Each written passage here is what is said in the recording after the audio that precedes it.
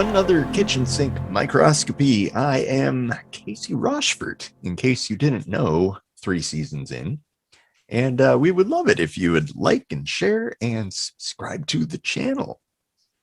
Yeah, and I'm Eric Rosenblatt, and I'm sure, just like Casey, you should probably know who I am by now. And if you don't, damn it, why not? Don't forget, we write our own music, and you can get it all kinds of places, iTunes, Spotify, and stuff. So stick around to the end of the episode, and you'll hear something new, probably something old. Who knows? And we got a website, ksmvidcast.com. Go ahead and check it out. So, Casey, what are we going to do today? What is the topic? Well, we're not going to talk about how much cat hair I have on my shirt, but yeah, nor me. That's kind of dull. So, the opposite of dull, I think, as we all well know, is lightning round. Lightning round.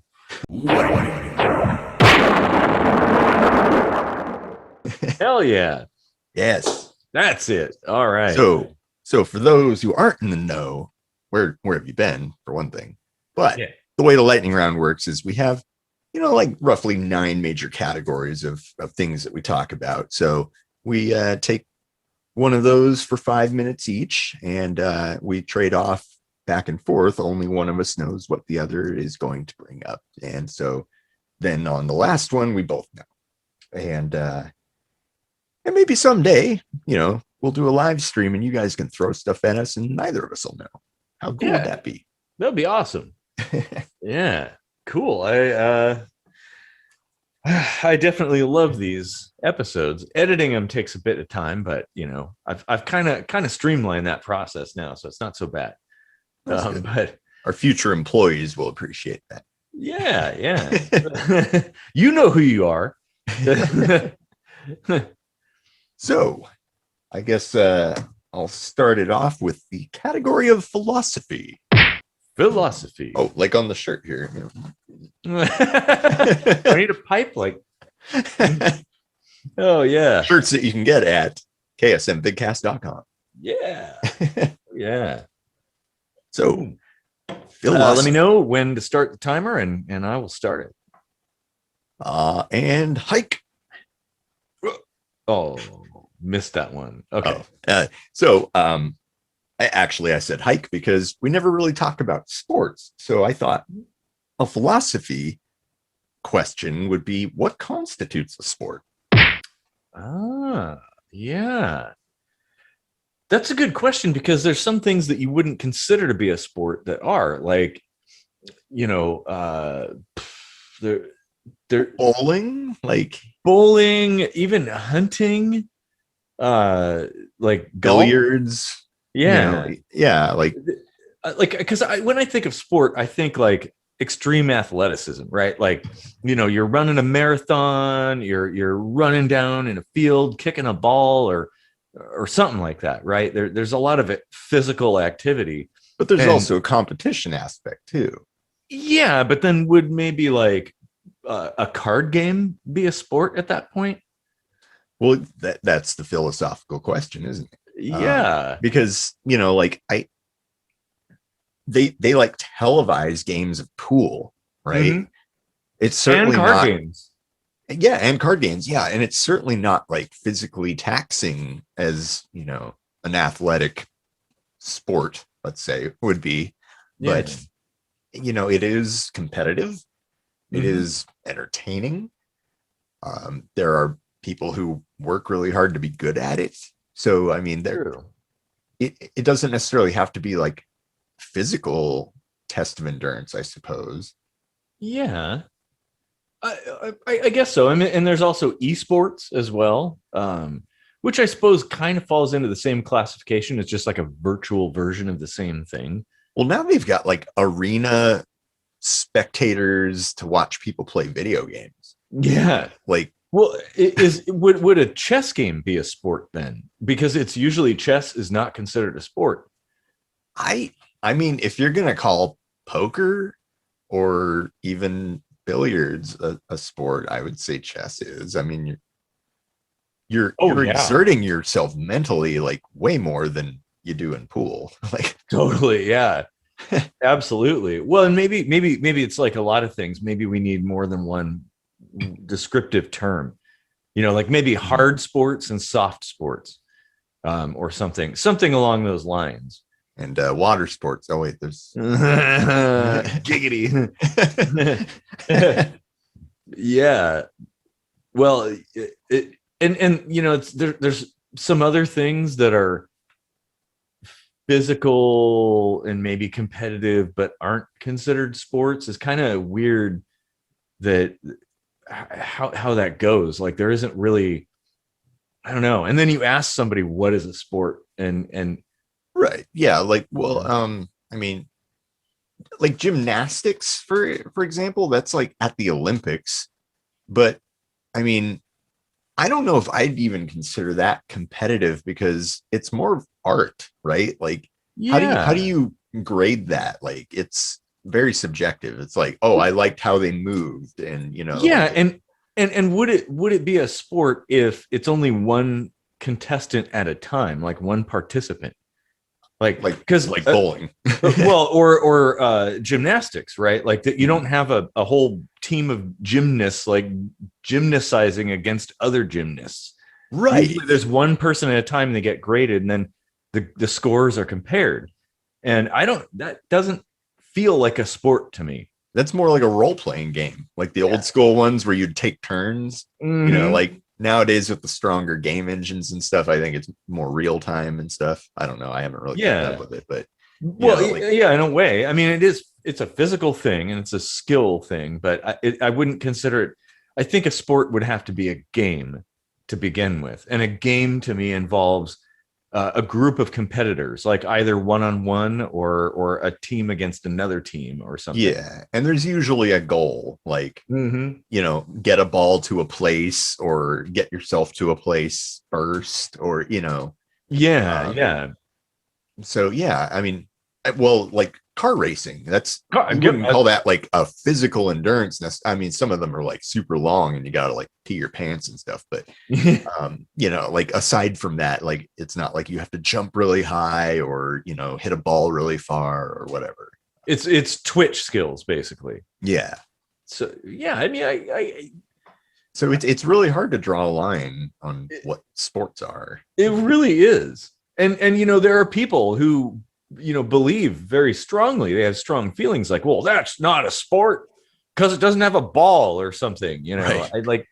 I don't know about that, although I don't know that I consider hunting a sport because of the same reason as gymnast kind of stuff.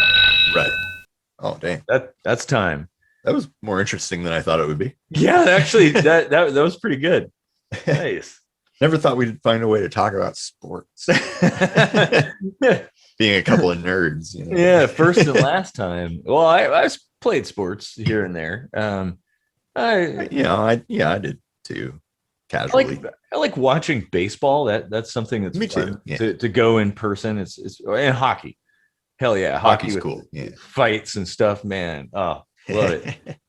All right, so I guess it's my turn, and I've got economics. So let's see. For my topic, I just have one word: crypto. Crypto. Yeah, cryptocurrency. Yeah, so that just went through a huge spike. And I'm not really sure what like causes that.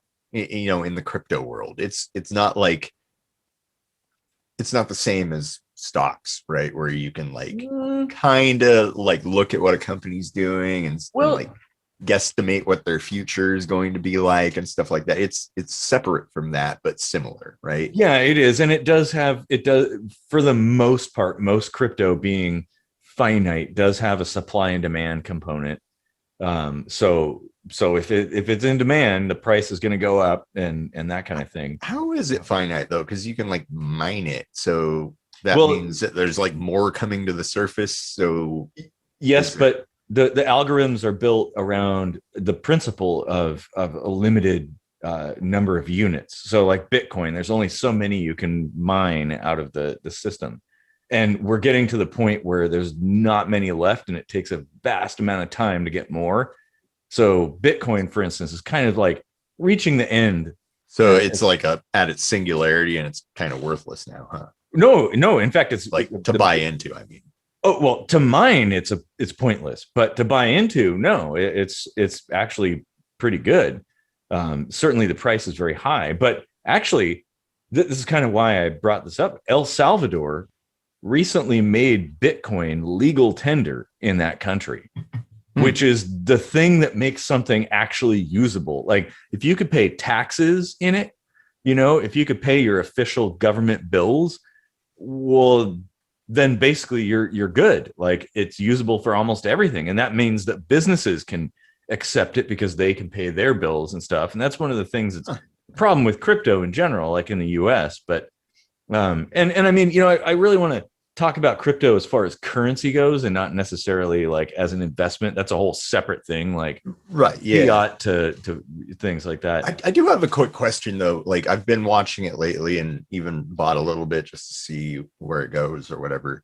Mm-hmm. And I've looked at the graphs and they are like 95% identical. Like they all spike at the same time. They all drop at the same time. There's a few variances, but like, so, I mean, if Bitcoin's taken off, why don't you just buy a Litecoin and ride the wave up, Yeah. Well, and in fact, a lot of them are kind of linked. Bitcoin's kind of like the big daddy of it all, where everything kind of comes back to. There's a few, like you said, there's a few outliers, but there are definitely correlations between almost all cryptos. Probably because the same forces, other than Dogecoin, that was an anomaly. But the same forces that get people to buy and sell crypto like apply to all crypto for the most part. So yeah, but I mean, I honestly think it's kind of the future of money. And I think it's a good principle.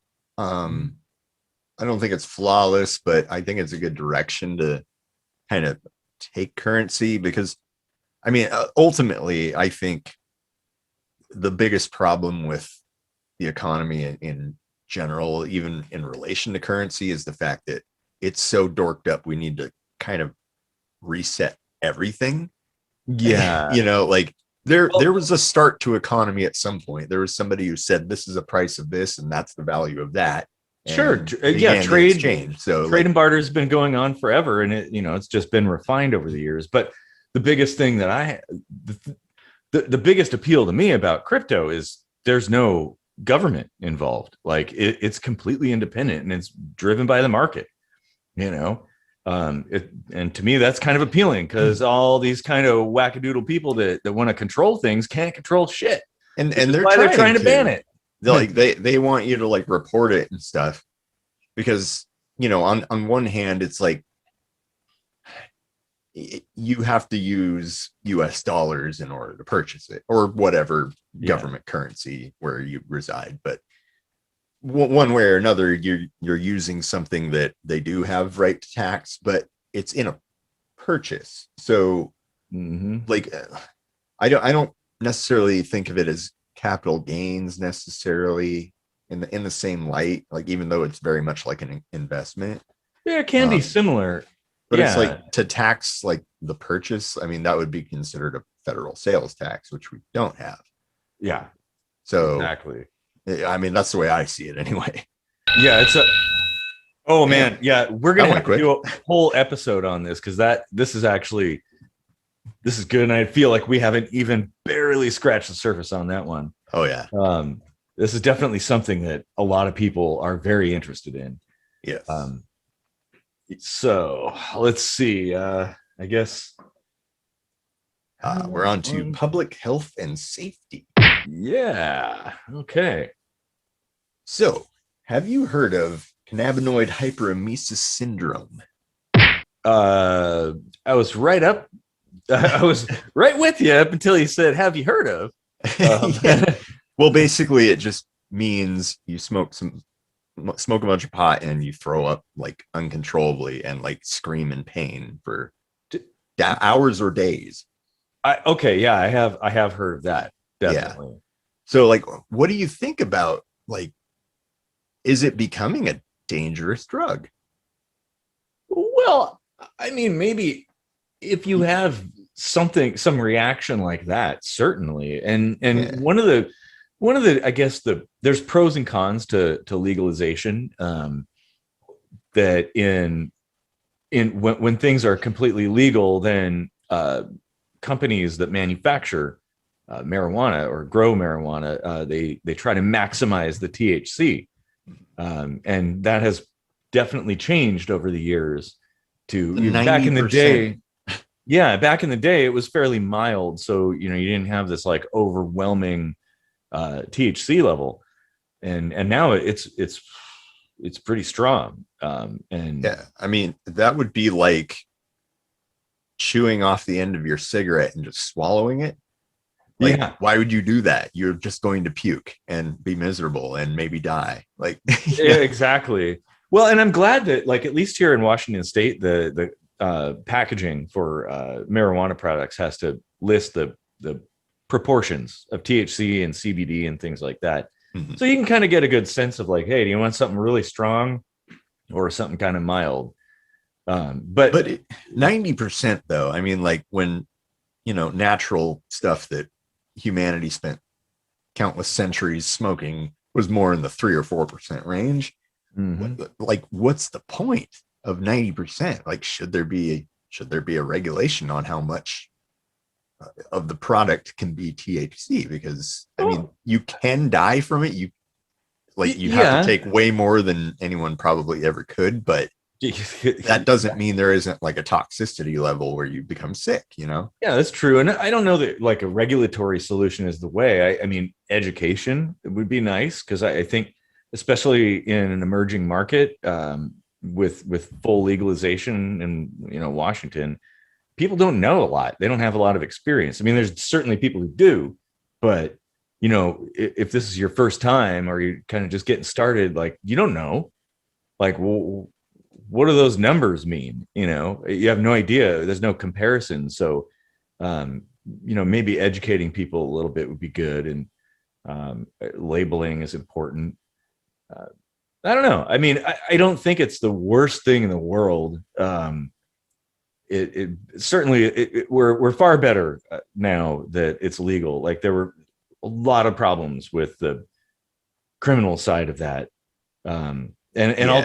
I'll take some of the miscellaneous ill side effects over prison any day. Yeah. And I mean, like, that element hasn't gone away just because there's other things that are still on the black market, which is a whole other discussion that we've covered before. But oh yeah, it just strikes me odd because like that was kind of like their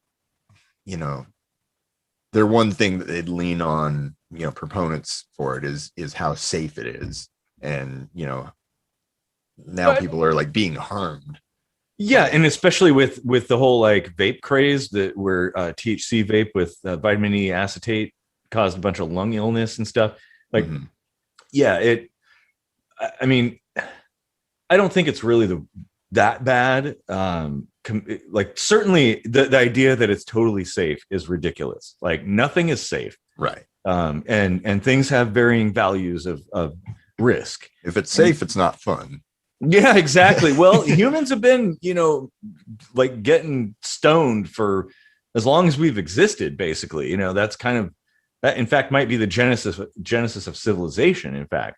That's a whole nother topic. Like, but so I don't know. I mean, yeah, there's certainly risk in everything, and going into things kind of knowing what you're up against is really the most important thing, and being cautious, baby steps, right? Mm-hmm. And kind of getting a feel for your limitations. It's like anything else. It's like alcohol too. Yeah. You don't want to like down an entire bottle of Everclear your first time drinking, and don't smoke and drive, please. Yeah. Man, it must be this beer I'm smoking, man.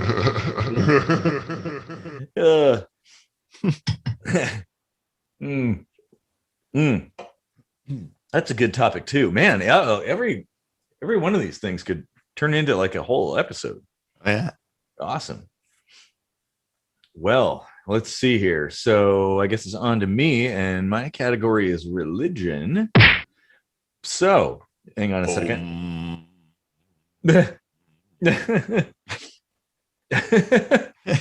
I would do the lotus position, but I can't really get up in the chair here. I actually can get into that. Can you levitate like Dulcine? In my dreams, I can. Actually, it is weird that I can float in my dreams if I do that. It's strange. Maybe worthy of further investigation. So, all right. Well, as I crack another beer, okay. Here's the topic for topic for religion. Is there an afterlife? Ooh. Well, that depends. First, one needs to define after, and then one needs to define life. Well, that's okay. Let's. But no. Like, I mean,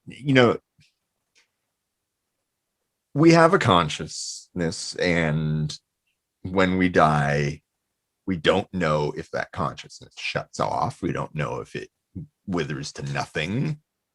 We don't know if it transfers to something else, or even what it is. You're right. Yeah. I mean, it might be entirely dependent on our physiology. We don't know.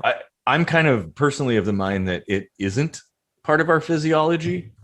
Like a 4-dimensional, multi-dimensional existence kind of thing, where our consciousness is not purely the result of proteins and neural pathways and stuff, but it's something else. Well, then I would pose the question, do you think there's like a finite number of consciousness, like in the universe, I guess? Like as far as individuals? Yeah, because our population changes. Yeah. And there are increasing amounts of individuals. Do they just start in a new body? If they don't expire after that body expires, are they just floating around in the air? Like in some kind of purgatory or something? Well, I mean, perhaps it's entirely possible. I mean, I kind of think that reincarnation sort of makes sense given the nature of the universe. But yeah, like that would be difficult to explain with the lower population earlier on and the greater population now. However, we're talking the whole universe, not just Earth. Right. From that standpoint, when you're talking, multidimensional existence, space and time are irrelevant. And I kind of believe there. First off, there have been people who have died and been resuscitated and have seen some remarkable things. Like we kind of did talk about that a little bit, but we never really addressed, like, is there actually life after death or existence after death? Yeah, that would be a very good episode, because I think those people, and in recent years I've seen that. I'm not the only person that has thought this, but those synapses are just firing like crazy at random when your brain is shutting down. Like, stands to reason you might be seeing some shit. Although the similarities with near-death experiences, the similarities come from our lore. I mean, they're all the same because it's what we all expect in some way or another. We all heard of the light at the tunnel, so of course, when your brain's firing, we're pattern seeking animals. Mm-hmm. So it's going to be like, I think I'm dying. Oh, there's a light at the end of the tunnel. Well, because I'm dying. Understanding that this is global, and so that would kind of rule out culture to some extent and lore. And cultures are not like, like completely in a vacuum, though. No, that's true. That's true. And it is something that certainly you'd have to do a wider study, right? Find people who are fully disconnected from most cultures that don't have any access. Some Aboriginal group on an island somewhere. Yeah. What are their experiences like? Like, test that. But I mean, there's at least a little bit. I wouldn't completely outright dismiss it, just because it's possible that, or it's something you can explain. There's more than one way of explaining something and more than one possibility. And so to your question, though, I would say in regards to the existence in whatever form of a consciousness, I'd say, yeah, like I don't think it really necessarily goes anywhere because you can't create or destroy matter and energy, right? Yeah. It's got to be some conglomeration of those. But as far as like a place you go, I don't know about that. Yeah, I agree completely that's a little bit fanciful. That it's kind of injecting our human. I mean that's clearly a story made to comfort people about something scary and unknown. You know, which is valuable. Like that, I think that there's actually a lot of that makes sense, right? Like coping with death is tough. Whoop. Oh man. Yeah. Speaking of death, I guess the timer died. That's it. This is yet another topic that we should totally go into. Man. All right. Well, I guess we're on to current events. Current events. And I know we've talked about, privatized space travel, but I wanted to talk about spacefaring billionaires' priorities. And you've probably heard some of the backlash from Branson going into space, right? Yeah, Virgin Galactic, and there's going to be Blue Origin coming up too. Well, I gotta say, I respect him a lot for kind of being the guinea pig and proving his system himself. That's kind of cool. You got to do it sometime, and so it's respectable that somebody would actually like put their money where their mouth is, basically, in that sense. Yeah, but I mean, like, I don't completely think it's out of the question for people to be a little bit angry about the fact that like you've got all this expendable cash and like that's what you're putting your first foot forward on. Like Branson's been quiet for decades. He hasn't done jack shit, and then he comes out and goes to space. Well, no, actually, his hit Virgin Galactic, they've been working for decades developing this. This is the result of decades of work. This has become kind of his like life's passion. Is doing this thing. And who else would do it? Like it kind of has a ceiling to what they can do, though. It's not like they can like the amount of effort that goes into just sustaining life on the ISS, like the few bodies that are up there, takes like countless teams of brilliant scientists working around the clock and troubleshooting stuff. It is the most expensive thing humankind has built. Yeah. Too. So, but I think it's a good thing. It's like, it's kind of looking outward, to the future, trying, because especially if you think like the Earth is at risk of any kind of hazard or something, well, we need other options. And so why not explore them? Right. I don't disagree with that, but it's like the road to getting us off the planet and onto another planet via space travel is so long and so difficult that it like overshoots the critical point where there's like no turning back. So if we fuck that up, or if we even make it to the end of that, like, it's going to be a rough ride. So, Venus. I mean, even that, like, we're nowhere near. Well, that's true. Technologically capable. No, but being able to simply exist, you don't necessarily have to go to another planet. There's things like space stations and other closer to home sorts of things. So I think it's worthy of exploration. And we can spend your entire life on a space station and then you're mush. Well, yeah, that's true. But there are ways, maybe, the still early days. So maybe new things will be developed to counter that. And they're going to have to be if people are going to start living on Mars, by the way. But I mean, like to the extent, though, that like you can do whatever you want with your own money. Yeah. But like, if it just seems a little bit like an indulgent adolescent fantasy sort of thing. Like, yeah, Yeah. it's cool, but Yeah, it's not really going to necessarily go anywhere from here. Just like we went to the moon and then we kind of stopped doing things. Yeah, I think it might be, and it's like, well, look at Branson's age too.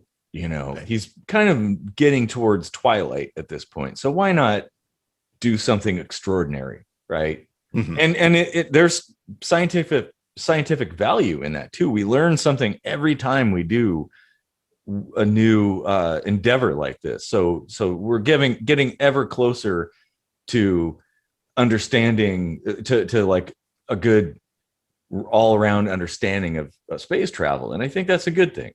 Now, as a compromise, if these 3 billionaires racing for space could come together and think of a technology where every time they take a joyride up there, they like have this big carbon magnet that carries all the pollution and like spits it out into outer space, then I think people would be happy, and we would all benefit. And that, you never know. We don't know. This is the problem I have with like futurism and stuff. It's like trying to predict how things are going to be based on how things are. We have no idea.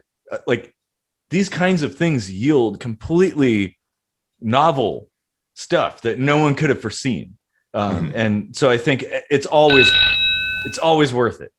Damn. Yeah, it's another good one that deserves more time, man. Can we make this timer like what if I just made it like 10 minutes instead of 5? Let it be a 2-hour episode. Damn near. Oh man, well, it's okay. We end up this is a good source for inspiration for other episodes too, so that's good. All right, so that was a good one, man. Oh, I could go on about that. We could talk about that for hours.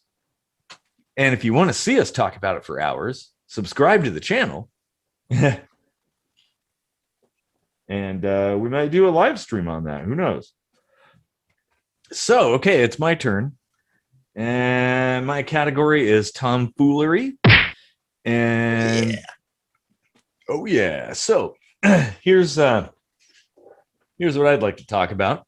And it's kind of timely for this time of year. Okay. Is it easier to cool off or warm up? Oh, because I hear people say this all the time. Well, winter's better because you can always bundle up and warm up, but summer sucks because you can't take enough stuff off to cool off. I mean, that is true. I entirely agree with that because, like, I mean, our bodies do a great job of regulating temperature. They've got ways of doing it, right?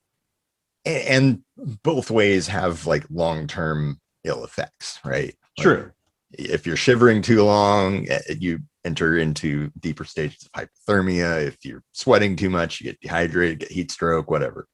Mm-hmm. But it is like there is no limit to finding ways to warm yourself because your own body gives off heat just in its natural state. So if you can cocoon yourself in something, you're golden. Like, it may not be the most comfortable thing in the world, but you're not going to die. But it's like if you're out in the desert or something and you're completely naked, and that's, well, never mind the fact that you're getting burnt to a crisp. Your outer layers are like bacon, but you're going to die like pretty quick. Yeah, and those are kind of like extreme sides to it. I'm thinking more like relatively within the comfort zone. Because like my experience is the opposite. When it was like 100 degrees, I felt hot, but I was still able to go outside and do things and all this stuff.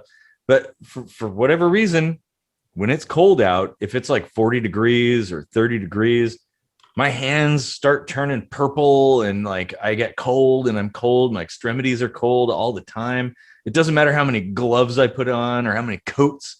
Like, sure, but you can take a break and warm up relatively quickly, get comfortable and take a little rest and then go finish. Okay, right? but by the same token, you could do the same thing in the heat. You could go into an air conditioned place and take a bit of time and cool off if you can find one. Well, I'm not talking. Well, but your warmth is the same thing. Like you have to have warmth. But it's way easier to you don't require like chemical exchange of heat transfer and all that stuff, like an expense. You could find something to wrap yourself in for free. No, but that doesn't work with me. So that's what I'm saying. Like I put extra layers on and I'm still cold. Like it requires an actual heat source. So by the same token, the hot times require like an actual cold source, like an air conditioner or something. I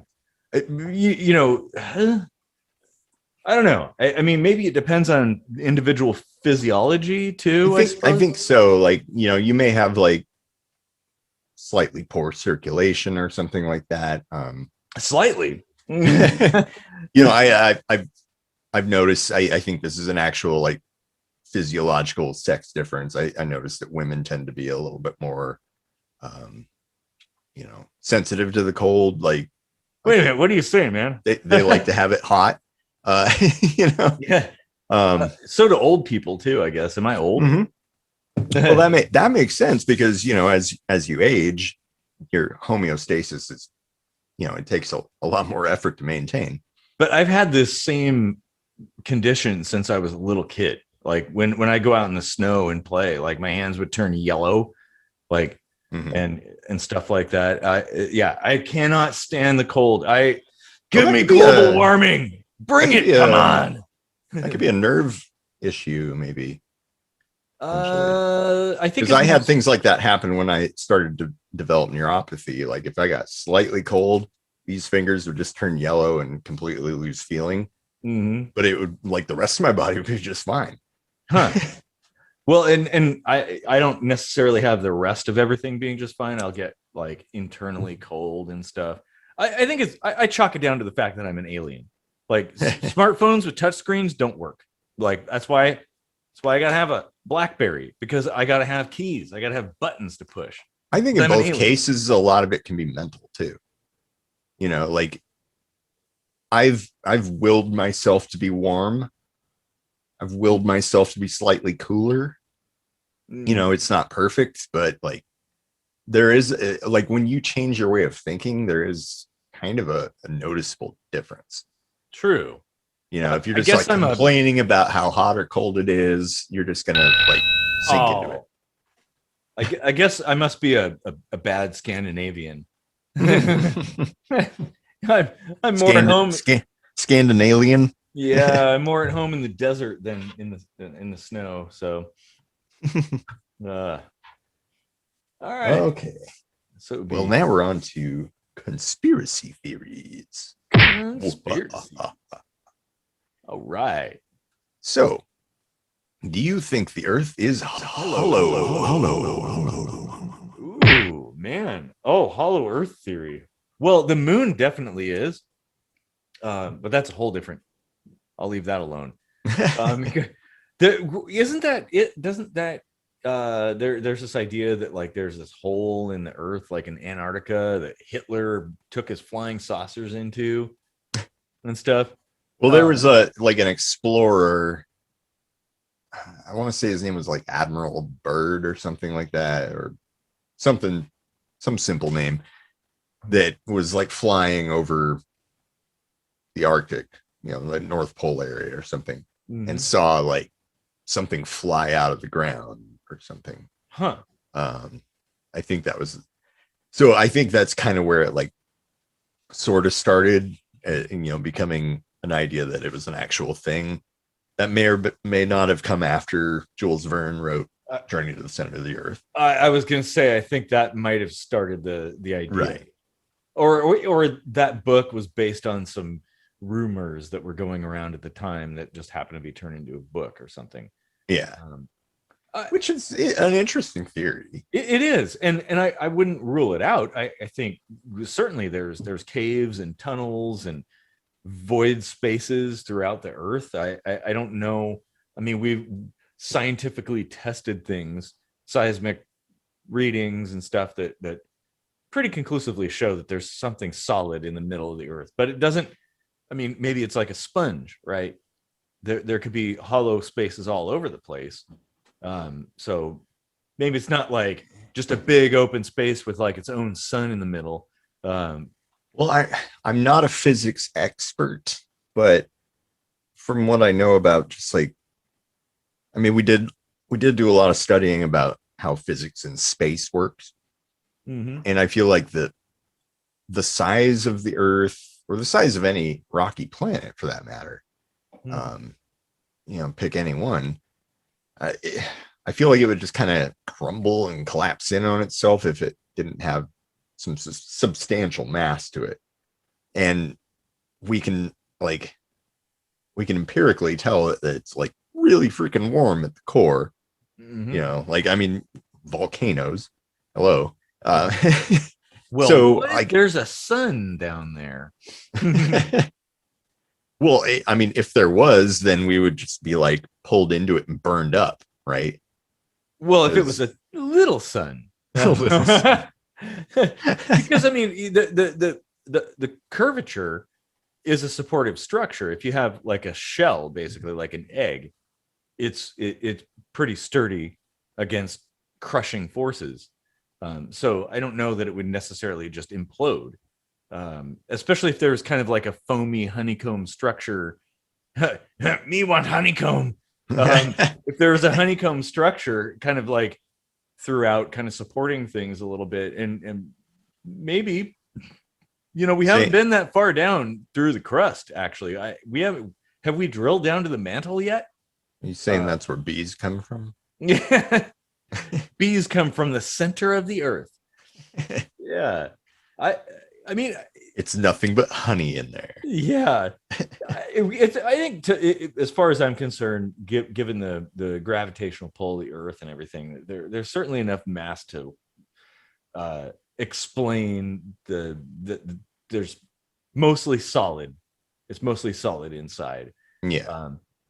Now there's probably certainly caverns and tunnels, and there could be stuff we don't know about. I mean, we haven't been down there, so we don't know. And we've been surprised before. Well, I'm certain there's probably extremophiles, like single-celled organisms that survive down there, and whatever little nooks and crannies there could be. Yeah. And however that like plays into the ecosystem would be super fascinating to learn about. But nevertheless, bacteria is everywhere. They're like in space. I mean, like yeah, exactly. Just like tardigrades. They're really the dominant life form if you think about just like pervasiveness and like being ubiquitous. Like, yeah, people think like cockroaches are going to survive the nuclear war or whatever. Bacteria. No. Bacteria. Yeah, they're actually going to eat it. In fact, that's been shown to be the case that certain bacteria eat radioactive stuff. Yeah. Which is kind of cool. Fascinating stuff, microbiology. Oh yeah. So yeah, I mean, I've read Journey to the Center of the Earth, and I thought that was kind of a cool story idea. Especially since it kind of like insinuated that that's where the Neanderthals went, right? Like, oh man, that's cool. Well, that's time, but that where the Neanderthals went. Oh man. What if they turned into the Bigfoot and Sasquatches? And, oh yeah. Like, what if they just that was their next evolutionary step? And they've been around so long, they're just super cunning and can avoid all detection aside from like the random encounters that people have. Oh man. Well, maybe their culture is to completely destroy all remnants of their dead. Ooh. Yeah. Man, we totally got to do a Bigfoot episode. Yeah. Oh, we've already done it on a lightning round, but yeah, we could do a whole episode. Yeah, we should do a whole episode. And if we could find somebody, hey, if anybody out there has actually encountered a Bigfoot or something like that, some cryptid or whatever, hit us up. We might bring you onto the show and have a discussion. Or even a crypto fascist. You're so crypto fascist. Oh man. Okay, so I guess it would be my turn now. Okay, so the category is politics. Politics. So the topic here is if you don't vote, you can't complain. Oh, bullshit. Like, having an opinion is not predicated on expressing your opinion on a little piece of paper. You know, well, like, and participating in the political process doesn't necessarily or not participating doesn't mean that you can't like make commentary on the way things are. yeah.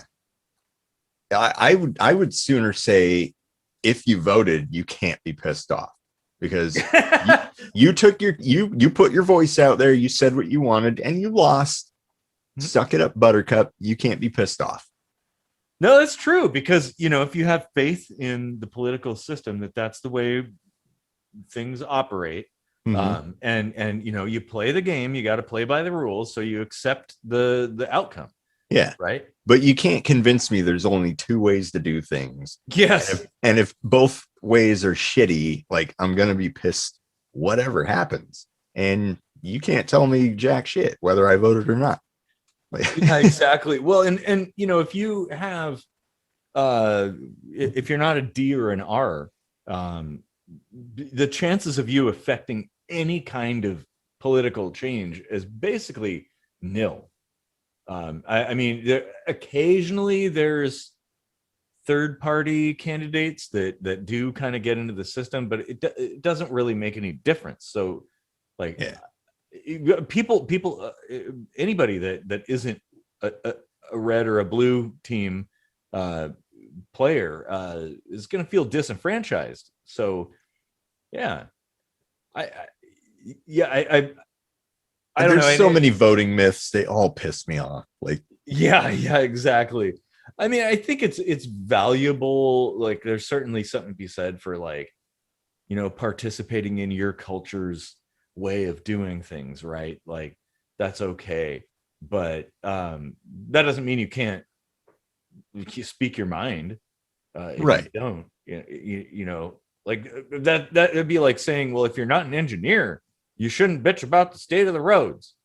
Like, right. Or like, if you say, oh, I don't care where we go to eat, and then you go get pizza and your pizza mushrooms are growing some kind of like hairy rat turd, and they're like, don't complain, you just sit there and eat your hairy rat turd, you didn't vote. Like, no, you can complain all you want. Like, that's exactly. That's the great thing about having an opinion and having freedom of speech. So suck it. Yeah, it's like kind of the sort of the idea that like the only way well, I had a poignant point there, but I think I lost it. Or beer. Like, what am I trying to say? That like you can't say anything unless you play by the rules of the system. Like, even if you don't like the system at all, if you think there's a problem with the system and you don't want to participate, right? Yeah. Well, you can't even say anything. You have no reason to complain or anything like that, or suggest alternatives or anything. Yeah, it's garbage. Totally agree. Yeah, I mean, especially if you're dealing in like human situations, like, shouldn't even necessarily be political. It just has to go through that process. Or I don't know, like a kid, like a 17-year-old or something, like, you're gonna tell them they just need to shut up and wait until they're 18 to have an opinion. Like, it's good to get pissed off. It shows you're like engaged and like paying attention and you care. And to discourage that, I mean, like, if you want a way to like make someone not vote ever, that's probably the way to do it. Yeah. But those are usually the same people that say they want everyone to vote. They want it to be mandatory, but it's like, that's a problem too. I believe in affecting change other ways. personally. And yeah, like I think people should be encouraged to think and to converse and to dream and to come up with new ways of doing things apart from the old ways, right? The old system. Yeah. Because that system sucks. The system has failed. It's broken. Oh, dang. I guess we're on to the last one already. Science. We are. Man, that's crazy. Yeah, science. Science. Bill. Bill, not a science guy. So this is the one we both knew ahead of time. Yep. The topic for science will be, could astrology actually work? Like all these Mercury retrograde stuff, like affecting your mood and your personality, like based on when you're born. Is there any reality to that? Ooh, man. I mean, I do like a bit of woo. And it's true that the origin of astronomy is astrology. Mm-hmm. So like from a scientific standpoint, we owe astrology. It's more like one influenced the other rather than one blossomed into the other. And I think there's an important distinction to be made there. Like we're kind of like alchemy to chemistry. They're actually nowhere near the same thing. They just both include gold. But it was the development of processes to try to do those things that led to the ultimate, like, proper scientific end, I guess. Right. Yeah. So it's not. Yeah. It's like, could we have gotten to where we are without it? Maybe not. Mm-hmm. Or maybe it would have taken longer, or maybe it would have gone faster. Who knows? Yeah, but hard to say. But do we need it now? No. Well, I mean, maybe not. But I mean, what you were saying is, could it work? And I would say maybe, in a very, very limited sense. The seasons, which do affect things like different things like temperature, humidity, things like that could certainly mold you as a person and influence how your upbringing or how you develop, like what foods your mom ate and stuff like that while you were growing inside, and how you were born, what world you came into. So maybe there's some sort of influence there, in a sense. Now, I don't know that it translates into like broader psychological like patterns. But one thing that would be the moon. Well, like that's what I was going to say. Yeah. Like if the moon were like knocked out of orbit by a few degrees, that would make a huge difference on Earth. Just by gravity and stuff. But the way the sun is shining on it, with our planet casting a shadow on it, no, you can't convince me that really makes any huge difference. No. But what I was saying, like, I don't think that the constellations or the planets themselves have any influence, but the position of those things in the sky does correlate to seasons, and those seasons do affect the status of the environment for your parents throughout, and your own, like when you're born, like what's available to eat, like temperatures and things like that. So I mean, that might possibly influence things. I mean, I've thought of that before. Like, I'm born in December, you're born in July. I prefer the cold, you prefer the heat. Maybe there's something to that, but there could be, yeah. And I mean, that isn't like because of how the stars align, or like the way that Mars seems, or Mercury or whatever, seems to be spinning, even though it's always spinning the same way. It's all an optical illusion. None of that really. I mean, like, there are real things in space that can affect us, solar flares, asteroids, whatever, but none of those are part of astrology. No. The things No. that could actually affect us here have nothing to do with astrology. No, and from my understanding of astrology is it's all based on these cyclical patterns, right? You've got kind of like certain behavioral systems, and they go in a cycle, and they repeat themselves. So out of birth emerges a certain type of person, according to the seasons. And I don't know. I mean, that it's kind of like horoscopes. Yeah. Well, I mean, they're pretty linked. Yeah. And they're all generic descriptors, right? So it's like really easy. If you want to believe it, you'll think, oh, wow, that's exactly what people in my sign are like. That's what I'm like. And it's like, well, everyone could say that. True. Now, I have actually done my own astrological reading on myself, and it's very accurate, like eerily accurate. So I don't know what to make. I don't know what to make of that, but that's time. Damn. We we would like to interview someone who knows quite a bit about astrology.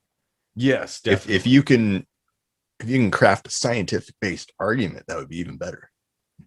Oh yeah. I mean, even just if not, if you're somebody that's like really into it and die hard and level headed too, like willing to sit and have a conversation, we'd welcome you on the show to talk about it. Because I've kind of dabbled in a few things, astrology included. I've dabbled in kind of everything, actually. So I wouldn't say a few things. But I definitely don't know everything there is to know about it. And, it'd be really interesting to have somebody on the show who is really good at interpreting such things and can give both Casey and I their interpretation of us and see how accurate it really is. Because, yeah. It would be hard to say whether or not they've watched every episode and perhaps already know what our characteristics are like, though. That's true. Yeah. So we need somebody that, hey, if you've never seen this show before, if this is your first time, stop watching now and come on the show. Yeah, don't subscribe, don't like, don't share. Until after you come on the show. Yeah. And don't forget that bell, too.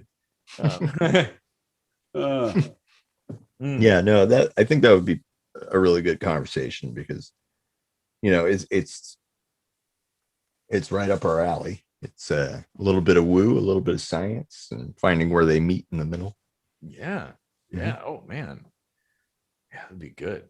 Yes. Oh, this has been a good one. Like everything. Lightning rounds just keep getting better. I know. I feel like we could have just kept on going on like any topic. It'll probably come to a point where we just like have a 10th topic where we pick one to like keep going on. Or we have like a wild card where if it's really good, we can add an extra 5 minutes. Just once though, once per episode. Yeah. So we have to vote on it. Like, do we both agree? Well, if you don't vote, you can't be pissed. Because then you're basically just saying it's up to me. So. Exactly. Now that in that sentence, that kind of makes sense because it's only two people. But you're talking about millions. Oh man. This is good. Yes. Well, it's getting hot up here. I'm gonna have to take off my clothes. Gotta open the window. So too hot for pants. Yeah, it is. So for everybody that stuck it out with us, enjoy the song on the way out because it'll be a good one. I think. I hope. Oh yeah. Yeah. And thanks for deep sink diving with us into all of our topics. Lightning round. Yeah, in 5-minute blocks. Well, mostly 5 minutes. Oh man. We're better about that than our minute microscopies. Yeah, the timer's basically just a suggestion. They're in the neighborhood of a minute. Yeah, I mean, compared to our regular, they're not close to an hour. True. It's closer to a minute than an hour. So yeah, it's a minute. Yeah. We'll keep telling ourselves that. All right, everybody, have a great night.